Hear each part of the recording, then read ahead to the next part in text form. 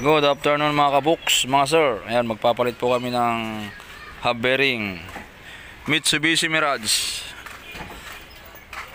Meron lang po tayong isi-share dito about sa ating ikakabit na mga pyesa-pyesa. Koyo brand. Pera mo ako. Meron lang po tayong ano dito, concern dito sa pyesa. Disclaimer lang mga kabuks, mga sir. Dito sa dalawang pyesa na ipapakita ko sa inyo, hindi ko po sinasabing ano, itong pyesa ni sir ay hindi legit, o di kaya itong pyesa natin ay hindi legit or hindi totoong kuyo. Ayan. Meron po kasi silang pagkakaiba, no? Napansin natin. Ito. Unahin natin tong ano, pinaka tatak niya dito sa mismong bearing. Ayan. Ayan, oh. DAC 3564. Ayan.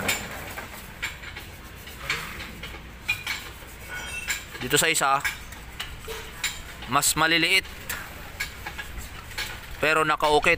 Ito yung ating pyesa. Ayan, Japan Kuyo. Ito yung dala ni sir, DAC 3564-CC. Ayan. Okay. Sa kabilang side, balik rin natin. Ayan, itong isa meron pa ring tatak, ano? Yung kabila, itong isa wala nang sulat or tatak nya. Okay, yan ang una nating napansin, ano? Yun. Pupunta naman tayo dito sa kanyang lagayan. Itong kuyo natin, ayan, oh. Titingnan po ninyo, ayan. Klaro yung ano niya. Klaro yung letter R niya dyan, oh. Yan.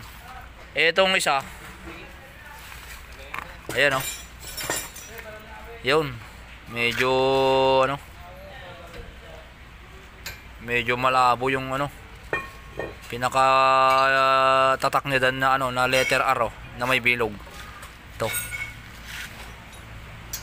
Yan. Yan naman ang napansin natin dito sa kanyang box.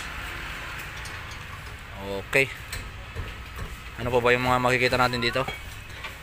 Ito nga pala, isa pa nating nakita dito. Sir, ito nga pala, meron akong isang nakita rito.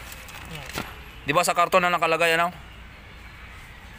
DAC 3564 W-22CS35. Tingnan mo yung sa item, sir. CZ. CC. Yan, medyo may katanungan tayo diyan. Yan. Itong isang item na to, ito nabili ni sir to, dala-dala niya to. Itong isa, itong stock natin, ayan, oh, DAS22. Ang laman nito, walang DAS22 to. Iba ang DAS nito, DAS15. Sa item mismo, DAS15. Yan, DAS15. Ito lang, nagtaka lang tayo dito. DAS22 ang nakalagay. Pero, ang nakasulat dito, hindi naman number to, yan, oh. ZZ. Yan. Tsaka yung kulay ng ano niya, yung magnet, halos pares lang naman. Hindi masyadong nagkakalayo. Yun ang napansin natin dito sa dalawang item na to. Kuyo, pang Mirage po ito, mga sir, mga kabuks. Yan. Una yan, yung tatak niya medyo maliliit, yung isa medyo malalaki. Yan. Tapos pangalawa, sa kabila, ito may may sulat pa rin sa kabila nitong isa. Wala. Tapos dun sa karton, medyo magpagkakaiba talaga dito. Klarong-klaro yung R nito. Itong isa medyo hindi mo masyadong maintindihan yung letter R nya. Kaya ito, Sinare ko lang po ito sa inyo para at least magiging aware po kayo. Hindi ko po sinasabing itong amin ang legit, itong kay sir ang local or peke. O di kaya ito ang legit or itong amin ang peke. Hindi pa natin kasi na napoprove. At least may basehan lang po kayo. Kayo na pong bahalang umusga dito mga kabuks, mga sir. Ayan o. Pero dito kasi sa isa, medyo mayroon tayong dito.